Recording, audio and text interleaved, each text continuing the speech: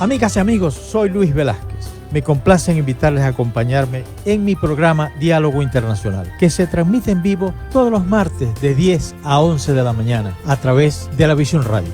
En este programa nos adentramos en el panorama global actual con el análisis profundo de expertos en diversos campos del ámbito mundial. Exploramos temas cruciales que conforman la agenda política global, ofreciendo una perspectiva única y enriquecedora sobre los acontecimientos internacionales más relevantes.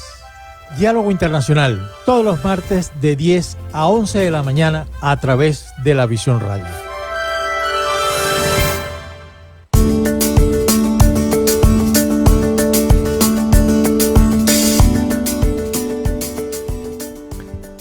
Muy buenos días, amigas y amigos de la visiónradio.net. Les habla Luis Velázquez. Encantado de estar una vez más con ustedes en Diálogo Internacional. Para hoy hemos invitado al economista colombiano Darío Vargas, consultor de comunicaciones, particularmente en los temas políticos. En la actualidad está escribiendo guiones de cine. Y como tal tiene dos películas en cortometraje, Un caballo en la alcoba y El catalejo. En este momento desarrolla el proyecto policíaco Sin Crimen. Muy buenos días, Darío, ¿cómo has estado? Hola Luis, hola a todos, espero que me estén escuchando bien. Vuelvo a las actividades que más me gustan, de las que más me gustan a mí, que es hacer la reportería en la calle. Como verán ustedes, estoy en un parque muy agradable, con un poquito de frío, por eso la chaqueta, pero aquí estoy dispuesto a entablar contigo una conversación que sea de utilidad para todos los oyentes. Así es, para todos los oyentes, pero vamos a ampliar ese margen hacia toda Latinoamérica, porque Colombia está llamando mucho la atención en los últimos momentos. Yo siempre he creído que lo que sucede en Colombia le sucede a Venezuela, y lo que sucede en Venezuela le sucede a Colombia. Aunque muchos políticos, tanto de uno como de otro país, se niegan a aceptar que nosotros somos uno, no somos dos. Pero bueno, así pensamos. En estos días he estado revisando con bastante interés lo que está sucediendo allá con el gobierno de Petro, y me siento un poco confundido sobre todo esa gestión. Muy complicado el asunto de la corrupción administrativa, muy complicado el asunto de los cambios constantes de gabinete. Se está acercando el momento en que va a tener que dejar el poder por la vía electoral. Está utilizando un lenguaje bastante parecido al de Venezuela. A todos los extranjeros que en estos momentos van a Venezuela se les acusa de estar maquinando un golpe de Estado. Y Petro está utilizando la misma arma, habla de golpe de Estado, siendo que Colombia históricamente ha sido muchísimo más institucional que Venezuela. Entonces, quisiéramos entender qué está pasando allá realmente. Y sobre todo con una guinda que se le está poniendo al cóctel, que son las declaraciones de su hijo, el que está convicto y confeso por los delitos de lavado de dinero proveniente del narcotráfico. ¿Qué veo yo? Primero, digamos, quiero comentar sobre tu apreciación del comienzo del programa. O sea, ayer nada más estaba oyendo en audiolibro el cada vez mejor para mí relato de García Márquez sobre los últimos meses en la vida de Simón Bolívar. Y muchas cosas se pueden no quedar con signo de interrogación, pero hay una cosa que le debe quedar claro a uno, es que Bolívar sí sabía que la unidad latinoamericana era necesaria por dos razones. Una, para hacerle contrapeso a los Estados Unidos y para poder hablar de tú a tú con Europa. Y pesar a los muchos errores políticos que pudo haber cometido Bolívar, sí era absolutamente contundente en su intento de ser un defensor de la unidad latinoamericana. Él nunca tuvo muy claro si debía ser un emperador, si debía ser un presidente, si debía ser un rey, pero sí tenía claro que era necesario que él fuera mandatario para, para poder mantener la unidad latinoamericana. Y por eso yo sí estoy convencido que nosotros de alguna manera somos uno solo. De pronto, eventualmente, uno puede creer que Brasil es original simplemente porque en el Tratado de Tordesillas, pues los portugueses se quedaron con esa parte de la conquista y España se quedó con el otro lado. Pero, pero somos uno y finalmente nuestros problemas son muy, muy parecidos. Ujú. Dicho lo anterior, encuentro que hay muchas diferencias entre Colombia y Venezuela. Si igual tenemos similitudes, igual compartimos la lengua, la religión, unas etnias muy similares. Eh, simplemente por poner un ejemplo, los indios guayú en la frontera de Colombia con Venezuela o de Venezuela con Colombia son los mismos y no les importa mucho. O sea, la frontera no existe, simplemente Sí, ellos cruzan de su pueblo a otro pueblo. sí. Ellos son guayú simplemente. Son guayú simplemente, ni siendo colombianos ni venezolanos, son guayú.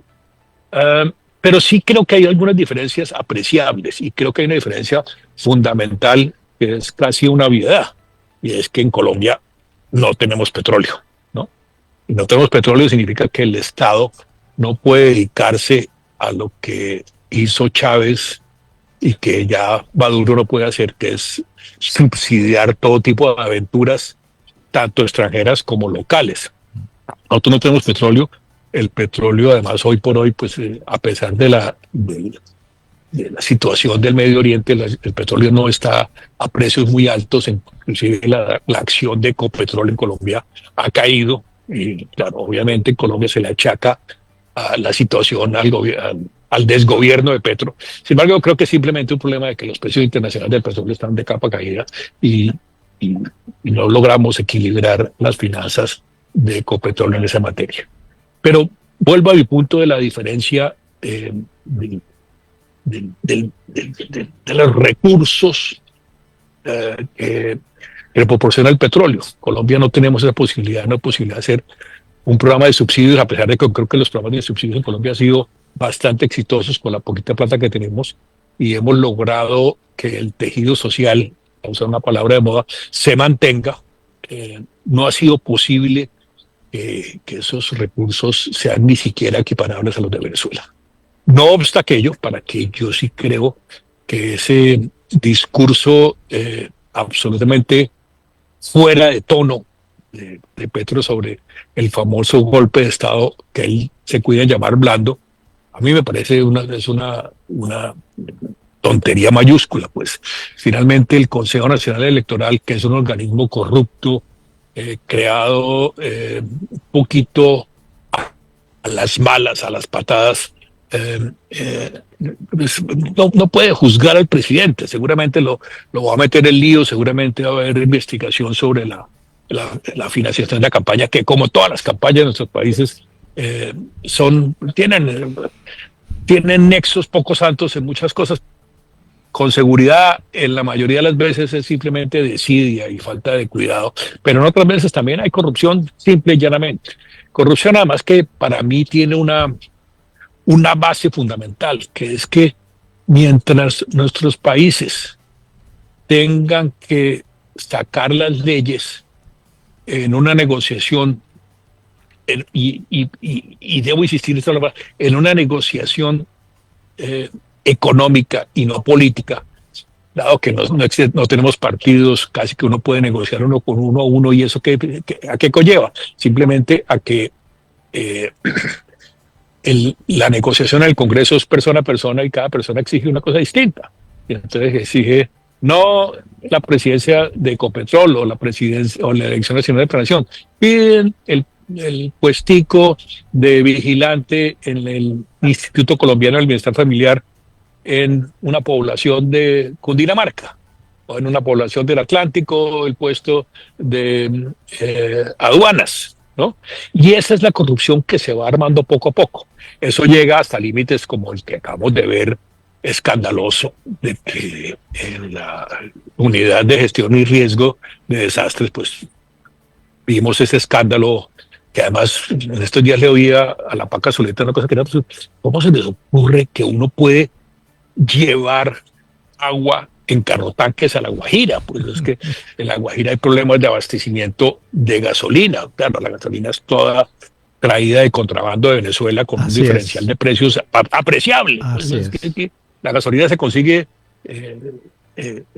no sé, el diferencial debe ser ¿cuánto? ¿Que es 10, 15 dólares de diferencia? Más o menos. No sé, no recuerdo cuánto está la gasolina en Venezuela y cuánto está la gasolina exactamente allá, pero allá hay, y transportan la gasolina en bidones de plástico de un lado, y pasa la frontera, y son, la mayoría de los casos son los mismos indígenas guayulos que la llevan en sus carros. Yo no sé qué se le ocurrió que la solución para el problema del agua en La Guajira eran carrotanques. Pero además de que había un problema de conceptos del comienzo, hay un problema de corrupción gigantesco en los carros. La licitación de carros fue absolutamente irregular. La licitación de los, ¿cómo se llama? De los tanques propiamente dichos también absolutamente irregular. Y ahí hay un caso de corrupción que no es muy diferente de los casos de corrupción que hemos visto antes en situaciones similares, pero que para mí el problema grave de Petro está ahí, porque es que precisamente eso era lo que no podía pasarle a Petro, que casos de corrupción similares a los del gobierno, porque hay algunas personas que se excusan diciendo, no, pues que eso siempre pasaba, pero precisamente yo creo que Petro estaba escogido para no hacer eso, para que eso no se repitiera, para que esos casos no se repitieran. Y se repiten con una facilidad pasmosa. ¿Y por qué yo creo que sigue pasando eso? Porque simplemente volvemos al mismo problema. El problema está en que la relación entre gobierno y Congreso está basada en asuntos puramente personales. Ahí no hay un asunto político, no hay un asunto diario, sino que uno necesita 142 votos en el Congreso. Pues uno conseguirá 30 o 50 políticamente, porque el pacto histórico de Petro y sus aliados pues votan bien. El resto de los 70 o 80 votos que faltan se hace simplemente negociando uno por uno. Claro. Uno por uno, ¿no? ¿Y cómo es esa negociación? Esa negociación no es de convencimiento, esa negociación es, como le digo diciendo, de puestos, de contratos, de nombramientos. Y ahí para mí está la raíz de todos los males recientes de Colombia, esa relación perversa entre miembros del Congreso y el Ejecutivo.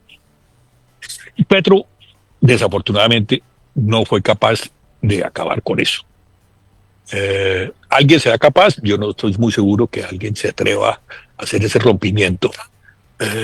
Muchos pensamos, y yo fui parte de dos gobiernos, y pensé que los mecanismos que se habían establecido para evitar eso eran los pertinentes, pero hemos caído en el electorerismo de las Cortes. Las Cortes han vuelto más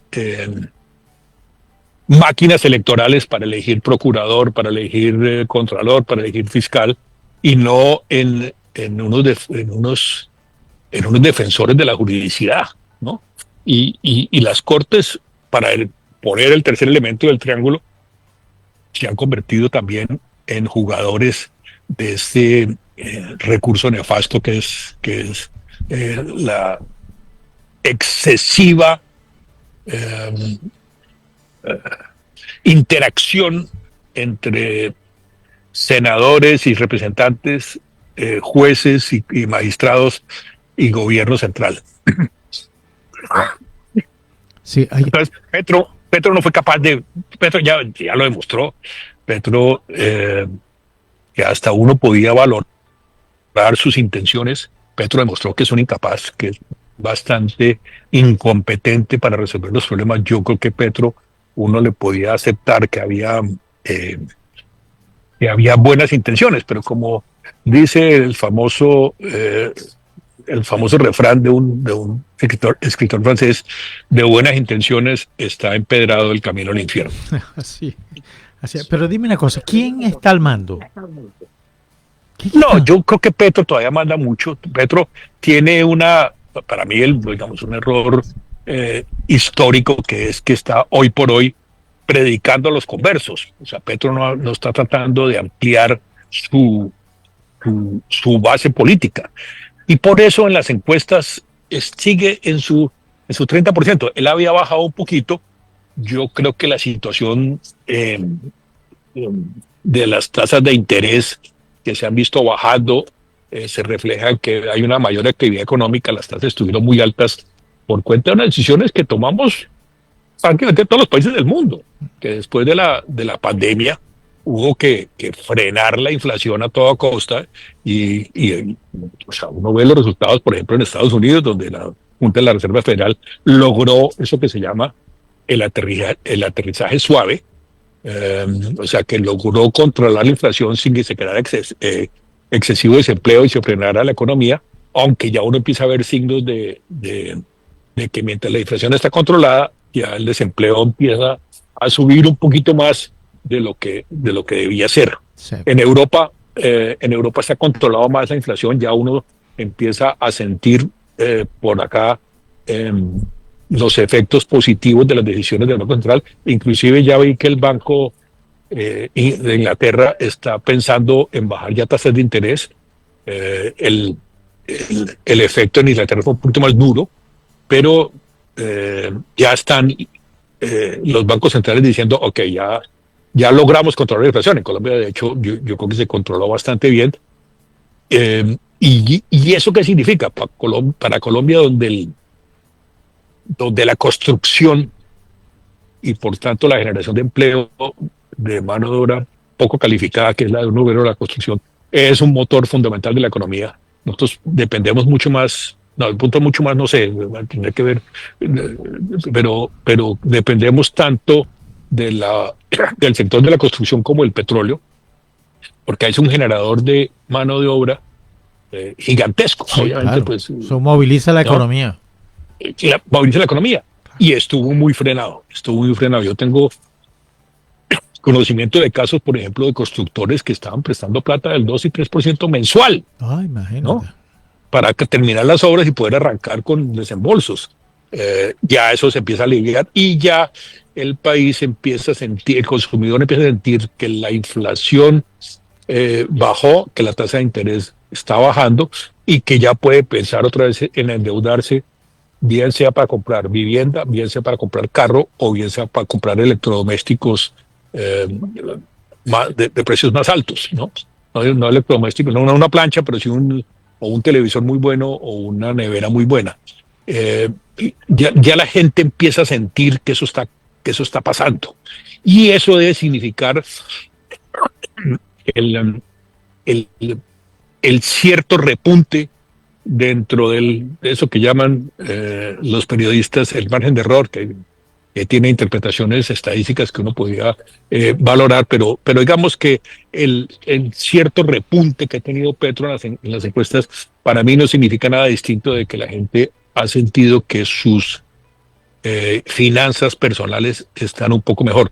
Colombia todavía tiene una diferencia, yo no he visto estadísticas de otros países, pero Colombia todavía tiene una diferencia grande entre lo que percibe la gente de su situación personal, de sus finanzas personales y las finanzas del país. La gente tiende a valorar mucho más cómo le está yendo a ella personalmente que cómo le está yendo al país. Sin embargo, en estas épocas ese margen se fue estrechando hasta hacer que las finanzas del país fueran mejores que las finanzas personales. Ya otra vez yo creo que eso se empieza a ampliar. La gente empieza a decir, a mí me va mejor en lo personal que lo que le va al país. ¿Qué significa todo eso? Que la gente no creo que esté apoyando mucho más a Petro, ¿no? Sino que está mirando con menos incredulidad su futuro económico. Sí, sí. Ahora, tú sabes, viendo todo el panorama que tú me has planteado, tengo varias preguntas. La primera tiene que ver con la propia gestión de Petro. Es decir, ¿se puede hacer un balance de sus promesas y logros alcanzados o es imposible? porque creo que lo más importante está estancado en el Congreso. Ahí no se ha negociado. O sea, si uno fuera a ver el balance entre lo prometido y lo realizado, es escandalosamente bajito. Claro, ¿no? claro. Ahí no hay, o sea, Petro no, o sea, realmente yo sí creo que Petro no ha hecho nada, ¿no? Las declaraciones del premio Nobel James Robinson, muy cercano a Colombia, dicen eso, es que yo no entiendo el modelo económico de Petro. Yo lo he leído. Simplemente. Sí. Y es curioso porque Petro, y es una gente que no se ha resaltado, Petro en el día del premio Nobel, que cuando le dieron el premio Nobel a Robinson y a otros dos economistas, uno que tiene un apellido como finlandés o estonio, una cosa así, y el otro economista, Petro, alabó mucho porque Robinson ha entendido muy bien a Colombia y la desigualdad. El cuento de la teoría de Robinson es muy interesante porque los países siguen siendo desiguales en ciertas zonas del mundo porque las desigualdades han permanecido en el tiempo. Y cuando salió Petro defendiendo el premio Nobel o alabando el premio Nobel, Robinson salió en una entrevista diciendo es que yo no entiendo el modelo de Petro y les tocó echar para atrás y decir que no, que es que no, de una forma, primero lo alabaron y cuando no los apoyó cambiaron de posición. Sí, yo vi la cuestión. Yo considero que Petro le ha costado mucho convertir, y vuelvo a hablar de eso, su voluntad en acción política, ¿no? En acción política. Y cuando yo alguna vez lo he dicho aquí en este mismo programa, yo distingo entre eso que en español no existe diferencia, pero que en inglés se puede distinguir entre politics y policy, ¿no? Politics es esto que estamos hablando y policy es la realización de políticas públicas que vayan encaminadas al mejor estado de la sociedad. Petro no ha sido capaz. Petro no ha sido capaz y ya me pregunto si será capaz de convertir su pensamiento. Ciertamente muchas de esas ideas eran importantes para Colombia. Yo sí creo que muchas preocupaciones que tenía el elector colombiano y las clases medias bajas y las clases bajas populares de que hay algo que no estaba funcionando. Eso implica la preocupación de mucha gente, efectivamente, en todo lo que ha pasado y en gran medida apoyado por lo que sucedió en la pandemia, la gente le fue más mal, ¿no? Yo soy un convencido que Colombia en los últimos 50 años progresó de una manera muy significativa, manteniéndonos dentro de un nivel de pobreza digna, por decirlo de alguna forma, con por ejemplo, un control cambiario del Banco Central muy cuidadoso, con un control de la tasa de interés también muy grande a partir del 91, cuando el Banco Central se convierte en independiente. Aquí se acabaron esos créditos, subsidios disfrazados de créditos a la gran industria por un banco central que no le presta al gobierno central, por ejemplo. Y Petro, hay que decirlo, algunas veces ha dicho, no, hay una plata del gobierno que podía ser reutilizada por el gobierno para ciertas actividades y que está ahí y que el Banco Central lo permite. Eso ha sido sano porque es que eso es lo que ha mantenido la inflación con la rienda apretada. Sí. Por lo tanto, digamos, a tu pregunta es, ya digamos, puede que nos estemos anticipando mucho y puede que pasen muchas cosas que nos cambien la manera de pensar, pero Petro fracasó en su intento de transformar al país, de cambiar al país, y él ya lo empieza a sentir y empieza a decir que eso es que las fuerzas ocultas del Estado, un poquito como lo hace paradójicamente Trump, diciendo que es que hay un enemigo interno que le impide que las transformaciones se hagan. Y es que yo tengo absolutamente claro que el enemigo interno de Petro es Petro. Claro. Ahora, una de las cosas que he visto por allí y es la salida a, ¿cómo se dice eso en la farándula? El salto al escenario de una ministro, que es la ministro de Medio Ambiente, si mal no recuerdo. Y además que la están, saltó al escenario como la posible sustituta en las próximas elecciones de Petro, como la posible candidata de ese pacto histórico en el futuro. No, yo no, o ¿Quién sea, es, le quién veo es más, esa? Y yo sobre todo que la señora que regresó después de que la acusaron, la vapulearon.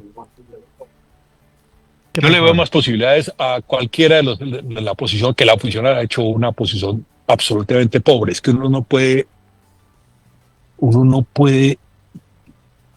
sea, no puede permitir que la oposición esté en lo que está, o sea, con un presidente caído, con un presidente muy limitado, y la oposición sigue las mismas bobadas discutiendo unos asuntos puramente procedimentales, unos partidos, o sea, la gente no es boba, no sabe, y la oposición anda en unos cuentos. O sea, yo no veo, o sea, ¿qué es lo que tendría que estar haciendo la oposición? Es planteando unos temas de profundidad, las cargas de profundidad, qué es lo que toca hacer, qué es lo que toca cambiar. Y uno no ve a la oposición en esa tarea, lo que viene discutiendo ahí las obviedades de Petro y discutiendo los lugares comunes que uno tiene en la oposición. Y creo que, claro, nuestros países no están muy dados a hacer oposiciones serias y profundas, pero sí es que, para usar un término popular, el papayazo sí es muy grande. Pues si uno no logra, pues, montarse un cuento para derrotar a Petro, sin entrar. Ahora, la posibilidad de señora Muhammad, que ahora va a tener una figuración amplísima como ministra de Medio Ambiente y presidente de la COP, ya no me acuerdo si es COP 18, 19 o 20, 18, 19, ¿no? 26, creo que es Bueno, 26. sí, pero aquí no sé por qué se llama 18, ¿no? COP 18. Me perdonan los oyentes, pero ahí no tengo el rigor periodístico para saber exactamente cuál es el título de la reunión que hay en Cali. Es una reunión muy importante. A mí me Sí, parece sí. que esos temas toca de discutirlos, como muchos de los temas de Petro. O sea, pues que Petro, desde luego, tenemos que hacer un cambio energético. Eso toca hacerlo, nadie discute eso. Y cuando uno pregunta, bueno, entonces, ¿cómo se hace eso? No, que toca dejar de explorar petróleo. No, hombre, no nos podemos dar ese lujo. Ojalá pudiéramos hacerlo, ¿no? Ojalá pudiéramos de verdad cambiar de un día para otro el petróleo por energía solar y por energía eólica, y nosotros que tenemos un potencial muy grande por nuestra orografía en la energía hídrica.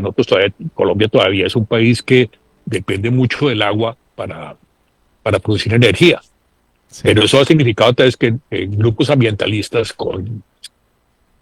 que no, que no descarto que en algunas ocasiones tengan razón, se opongan a los proyectos. O sea, hoy pensar en una represa para hacer una hidroeléctrica en Colombia es una locura, o sea, porque los grupos ambientales no van a dejar, y sin embargo es la energía más barata. Sí. Podemos llegar a la paradoja que se está presentando en Europa, que es, después de todo lo que se peleó con eso, poco a poco se está regresando a la energía nuclear, ¿no? Así es. Y aquí hubo, yo no sé si ustedes recuerdan, los oyentes recuerdan, las manifestaciones, las protestas contra la energía nuclear. Sí, Y hoy está claro que sobre todo en Alemania, que fue en terrible. Alemania, ¿te Sí, sí, acuerdas sí, que sí, eso sí. era? No, Sí. y hoy está regresando porque se dan cuenta que es la energía más limpia que hay, Así ¿no? es. Es Así la es. energía más limpia que hay, no destruye árboles, no destruye verde, no contamina. Y claro, que está el riesgo de una explosión nuclear. Bueno, sí, que nosotros tuvimos en Colombia muy cerca la posibilidad de que una represa reventara la presa y se hubiera inundado medio Bajo Cauca colombiano. Entonces, realmente, yo creo que en esa medida Petro, que propende por el cambio en energético, se ve enfrentado a una práctica. ¿Cómo lo hacemos? ¿Cómo es que podemos transformar nuestra dependencia y cuando hablo de nuestra no es de los colombianos, y mucho menos de venezolanos, sino nuestra dependencia del petróleo para generar energía. Así es. Darío, permítanos ir a una pausa y ya regresamos.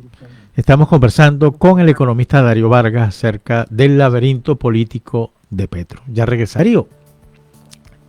Al final de tu exposición me quedé con lo siguiente. O sea que Petro definitivamente condenó a la izquierda a 200 años más de espera. Por lo menos 100, digamos. O sea, hay que regatear eso.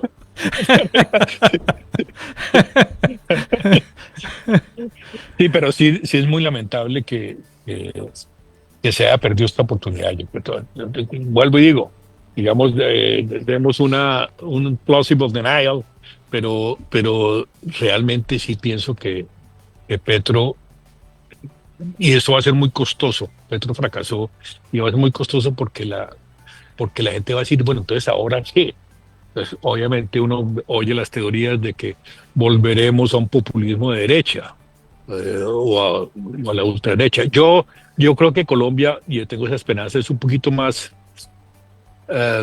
menos voluble a esos asuntos, y lo que vamos a volver es a nuestra tradición muy criticada por Petro de la tecnocracia, de entregarle a una persona que logre combinar su conocimiento de economía y de ciertas áreas de la actividad nacional, como la salud, las pensiones, la educación, eh, con variables políticas que hay que tener en cuenta. eh, y no, digamos, no encuentro eh, nadie distinto a tecnócratas que han estado, bien sea en ministerios, bien sea en planación, bien sea moviéndose en temas que están cerca a esa materia. Desde luego es posible que caigamos otra vez en un populismo de derecha o de izquierda. Yo el populismo de la izquierda lo veo menos. Sin embargo, si Petro se mantiene en un 34%, 34, 35% de favorabilidad, ahí Petro puede ser un jugador en la elección de un eventual candidato. No será un candidato del pacto histórico, pero sí podrá tener opinión.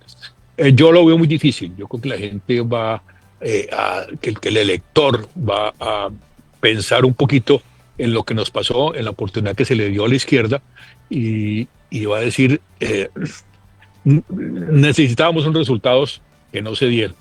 Y esto tuvo un costo, y ese costo tenemos que arreglarlo.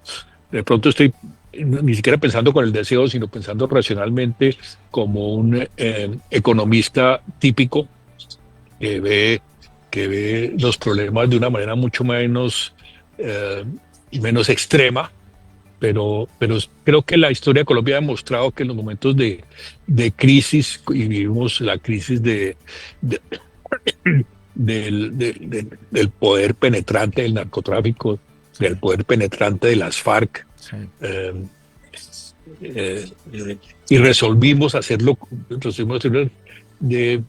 ciertamente uno podrá criticar y podrá preguntarse si fue la mejor fórmula, pero, pero a las FARC se les derrotó, al narcotráfico, si bien no se le ha derrotado, Colombia dejó de ser un narcoestado, y tenemos la posibilidad de que la presencia del narcotráfico en Colombia no llegue a los extremos que tuvimos en un momento dado en Colombia, ¿no? Sí, sí. Es que, o sea, no, claro, es que para nosotros en algún momento dado el narcotráfico fue alternativa a poder. Claro, me dice Pablo Escobar Gaviria casi llega. No, pues imagínate, pues es que Pablo Escobar llegó a proponer, algunos dicen que llegó a poner presidente, pero digamos no entremos en esa discusión, ¿no? O que el narcotráfico llegó a poner presidente, pero no entremos en esa discusión. Y Colombia salió de eso. ¿Qué tenemos ahora? Unos narcos mucho más pequeños, unos narcos muy influidos por el poder del narco en México, que es muy significativo.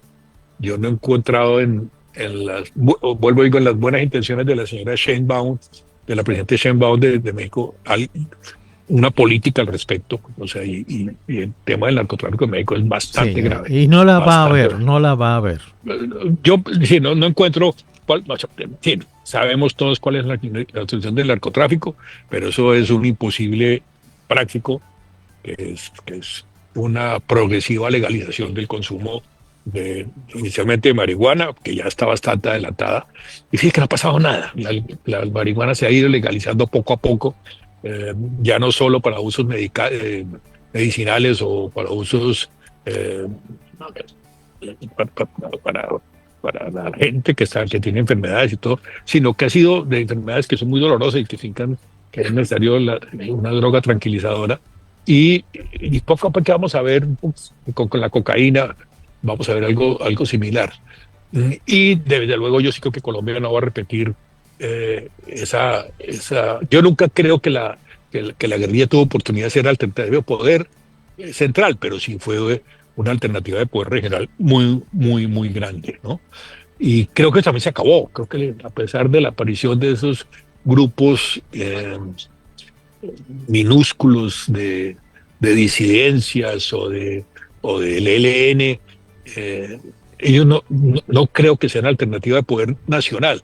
Todavía en algunas regiones tienen poder como comandar, pero no creo que sea como tal. A mí siempre me sorprende cuando uno oye declaraciones de los ex-FARC que están en el Congreso. Ellos terminan preguntándose, bueno, ¿y ese poder nuestro qué era? ¿No? ¿A dónde? O sea, no, y justo a esa pregunta, pero nosotros no éramos invencibles. Y resulta que ahorita que se acabe las curules por el proceso de paz, no van a hacer nada. O sea, el- los ex-FARC no van a tener ninguna presencia estatal. O sea, Claro, fracasaron el intento político. claro, Por eso también me parece que ese esfuerzo de la paz total, que tiene un nombre tan bonito, es un imposible. claro, claro. Es un imposible práctico, es un imposible, yo no voy a decir teórico, porque creo que hay una posibilidad teórica de que todo eso pase, pero sí un imposible que está basado en algo irrealizable. Es que negociar al mismo tiempo con el ELN, que es imposible negociar. El ELN está demostrado que con el ELN no se puede negociar. Con las disidencias de las FARC, de pronto uno puede avanzar un poquito más, porque ahí hay una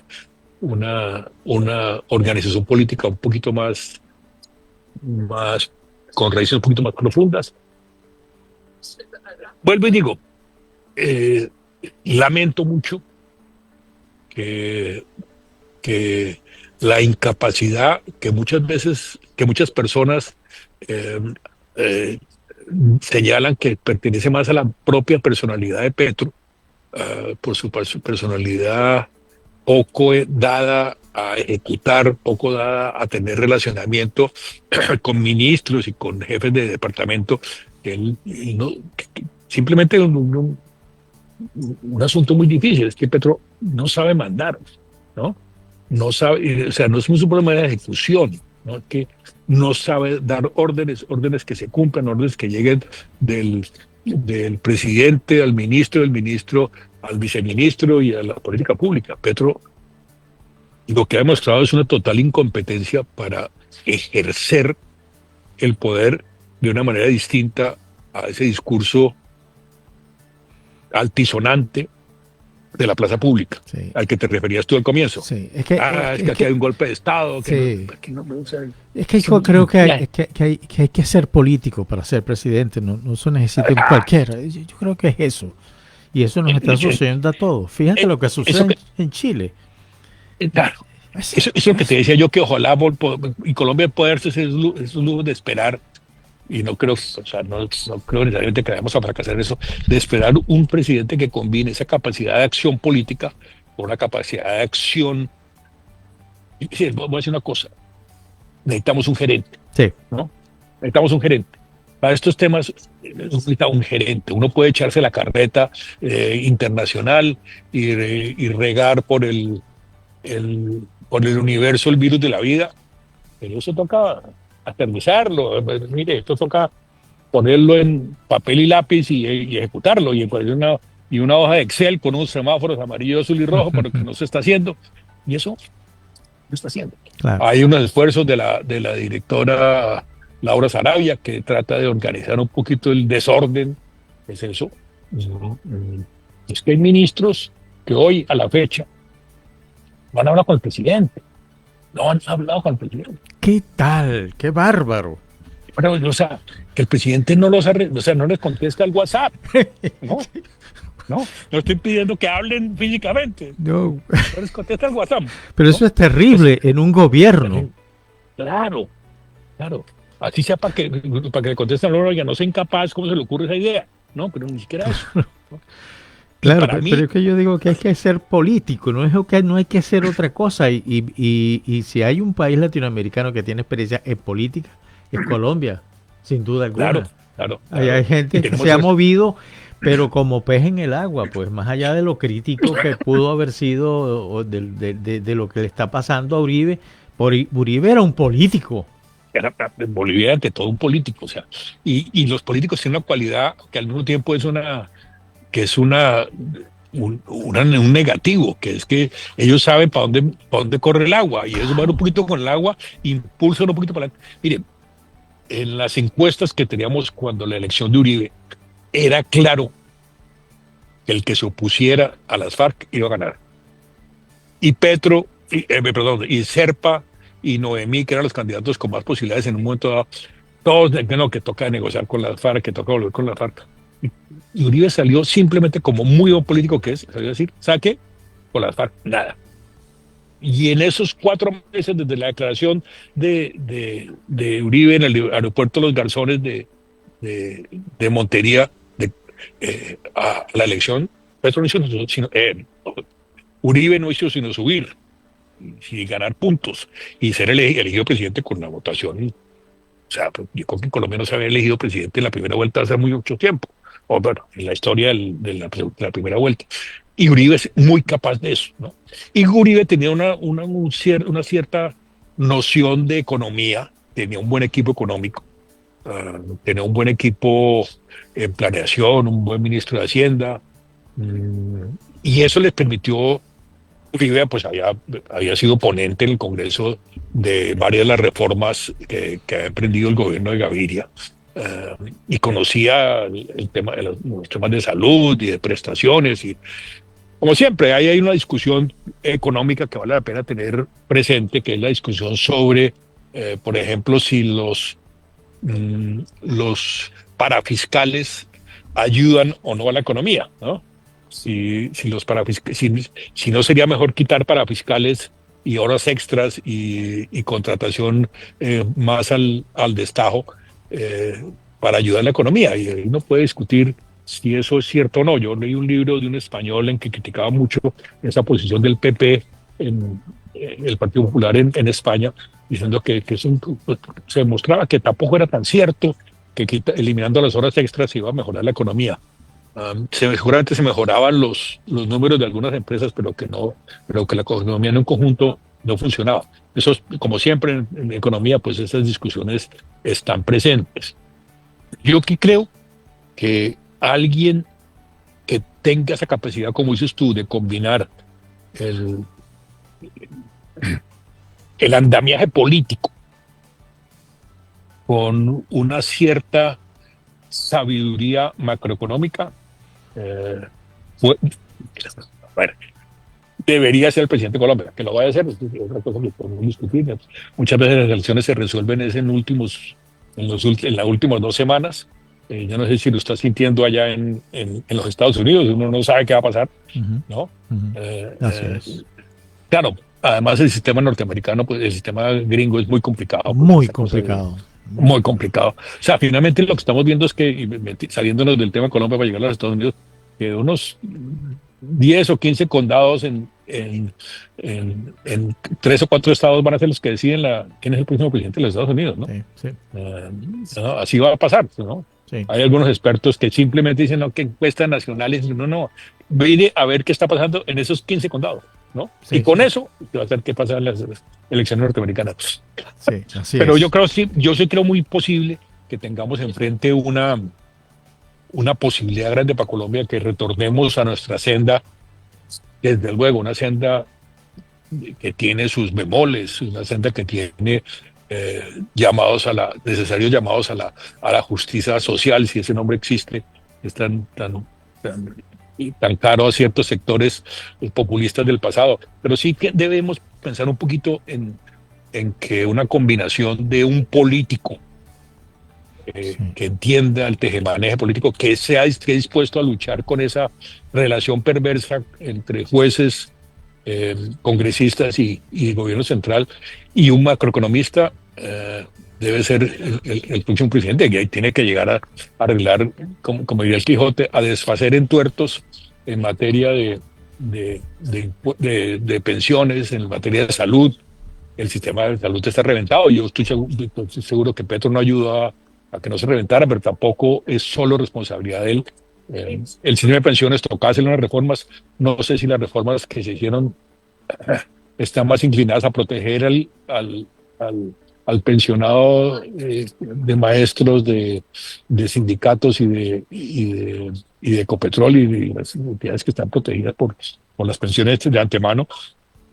Recuerden que el sistema de pensiones en Colombia todavía tiene una carga fiscal muy grande en sectores que negociaron pensiones mucho antes de que hiciera la reforma pensional. Y ahí ya creo que la palabra bomba pensional no existe, pero sí es una situación que tocaba confrontar y creo que se ha confrontado de alguna manera. Sí. Tú Um, sabes que yo eh, en ese campo, y perdona que te interrumpa, siempre pondré el ejemplo de Chile, el presidente Boris. Yo lo que entiendo es que la mejor carta que tú puedes jugar en una partida de póker no es la que tú quieres, sino la que está, el juego que está planteando ahí. Yo creo que los presidentes de toda Latinoamérica no están jugando muy bien el póker. El caso sí, de Boris, Boris simplemente la gente salió en el 2019, hace 5 años, es decir, oye, queremos vivir mejor. Ok, necesitas mejores políticas públicas, mejorar las cuentas y todo eso, pero no querías una constitución que fue a lo que te dedicaste y que ya está. fracasó. Y, a- y, a- y aquí tenemos que enfrentar, ¿qué tenemos? Yo creo que tiene y el ex senador Juan Manuel Ospina dice una cosa muy cierta en algunos de sus columnas de los días pasados, es nosotros ya tenemos que empezar a pensar en el pospetrismo. Mm, ¿Qué va a pasar en Colombia después de Petro? ¿No? ¿O qué debe pasar en Colombia después de Petro? Y creo que en eso hay un sector de opinión importante. Y digo, no es la oposición, porque creo que la oposición, digamos, institucional está en el mismo terreno de Petro en materia de discusión, de oposición. Creo que hay que pensar un poquito más entender los problemas, meterse en los problemas. El problema de la salud, ¿por qué está desfinanciado? Se desfinanció únicamente porque Petro le ha cortado las alas a las EPS, que son las empresas prestadoras de servicios de salud en Colombia, o simplemente el sistema sufrió vamos a usar un término que esperamos entender, un tramacazo por cuenta de la pandemia, y entonces quedó seriamente averiado, y no hubo forma de recuperarlo, o, o el sistema de pensiones, toca ver si ese ajuste que se hizo, que creo que va en la dirección correcta. eh, mm, si tenemos la posibilidad de que eso termine saliendo bien, yo estoy de acuerdo en que toca proteger a los viejitos y toca proteger a las personas que hoy por hoy no tienen ninguna pensión porque simplemente no pudieron ahorrar o no ahorraron o entraron en el sistema a la formalidad. Hay que pensar de nuevo, y Colombia hizo un esfuerzo muy grande en materia de infraestructura en vías. Y claro, uno puede decir que es que las vías son para los ricos, pero no, yo estoy convencido que las vías no son para los ricos, las vías son para transportar mejor alimentos, mercancías, gas o sea, en Colombia todavía se transporta mucho gas no por los gasoductos, sino por gas y petróleo, por, se transporta por, por por carretera. carretera, Entonces, exactamente. esa cosa de Petro de que no, que eso es una cosa para la élite, digamos, yo siento diferir ahí porque Sí, no, realmente todos la, diferimos. Claro. O sea, no, pues es que las mejores carreteras, sobre todo para Colombia, en un país tan complicado desde el punto de vista geográfico, pues es que Colombia tiene mucha carretera construida con las uñas, pues, construida en los precipicios, construida, o sea, ese esfuerzo que se ha hecho particularmente en el departamento de Antioquia, que algunos dicen es que se le dio todo a Antioquia, se le hizo unas inversiones exageradas en túneles y viaductos, pero es que la única manera de conectar a Bogotá y a Medellín con la costa es por ahí, ¿no? Desde luego a Bogotá se puede conectar por la carretera que va por el Mall de Magdalena, que ha tenido tantos problemas de corrupción con Odebrecht, pero es que Medellín tiene que, o sea, Medellín es una plaza manufacturera muy, muy grande y necesita buenas carreteras para salir del hueco. Yo que vivo en cerca de Medellín, Medellín salir es cada vez menos porque uno empieza ya a ver carreteras que uno logra salir. El túnel de la Quiebra es impresionante, pues es que lo que antes se demoraba una hora en pasar, ahora se demora 8 minutos, ¿no? Y eso es un beneficio. Uno todavía se pregunta si pasa suficientemente gente por ahí como para que sea importante desde el punto de vista financiero. Pero eso realmente es un problema del concesionario. Pero uno sí encuentra en el túnel que uno pasa y no hay ningún carro que venga en el túnel, ¿no? O que transite con uno. Pero esas son obras de avanzada que miran al futuro. Estoy convencido que en los próximos años van a ser obras fundamentales de la economía colombiana. Y yo creo que las carreteras en Colombia son muy importantes. Nosotros no tuvimos trenes, lo cual fue un error también, pues un error conceptual y un error práctico, pero no tuvimos trenes distintos al tren de Macondo y de la zona bananera. Sí. Dos preguntas que te quiero hacer. Nos quedan 5 minutos, pero que creo que en los 5 minutos podemos abordar medianamente dos preguntas que tienen que ver con relaciones internacionales, con la política exterior. La primera tiene que ver con Venezuela. A tu juicio, ¿cómo ha sido o si ha habido un impacto de lo que sucedió en Venezuela en Colombia? 1, 2.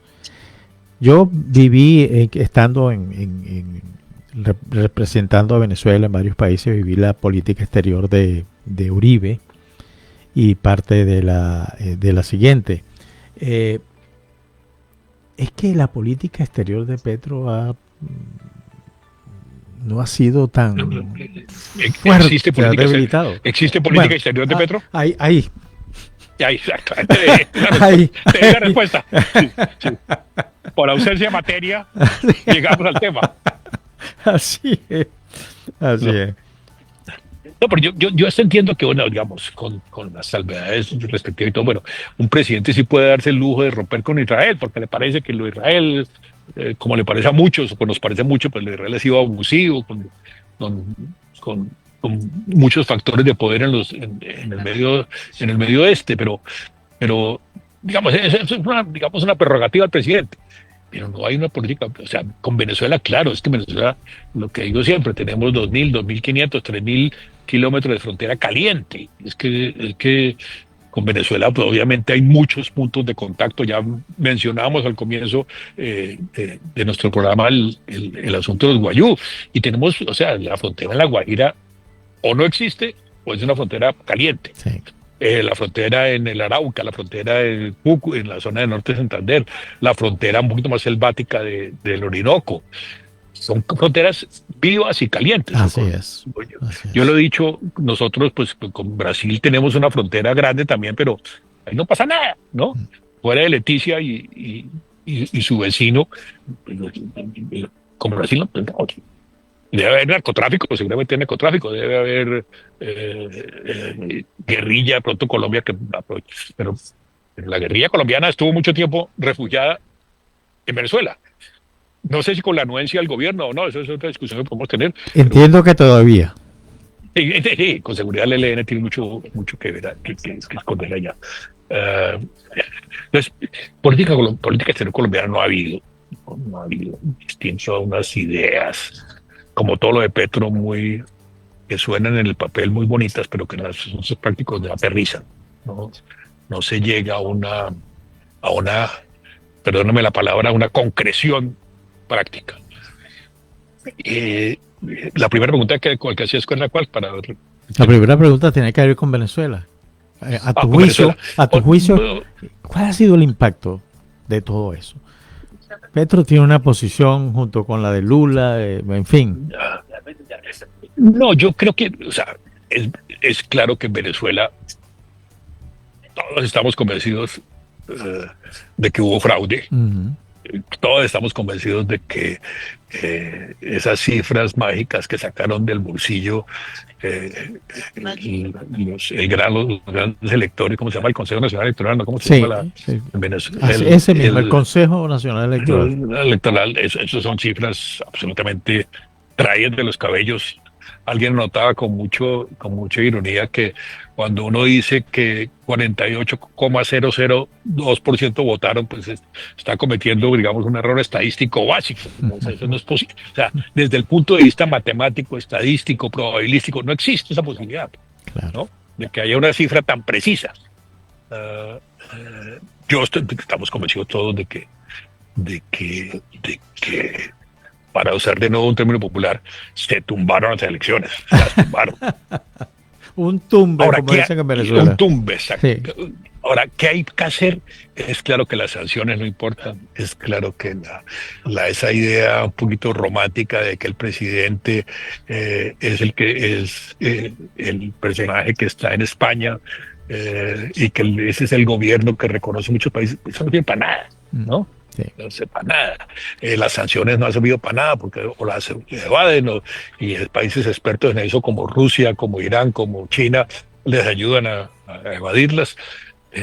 A mí no me queda claro qué se puede hacer en Venezuela y no me queda claro si uno pueda tener una política sobre eso, pues debe ser un poquito más enfático, es decir, que hubo robo en las elecciones, que hubo, y no limitarse únicamente a pedir las actas, que se quedó pues en un lugar común, y no tú eres el internacionalista acá, y debes saber más de eso, pero a mí no me queda claro qué hacer con Venezuela. Sí, no. Hay algunos que tienen la esperanza, el otro lado con un grupo de amigos acá y me decían, no, es que hay que esperar pues que él sea el propio ejército el que tenga en cuenta la necesidad de cambiar ya pues de mando. Yo no lo veo, honestamente. Y además eso no es así.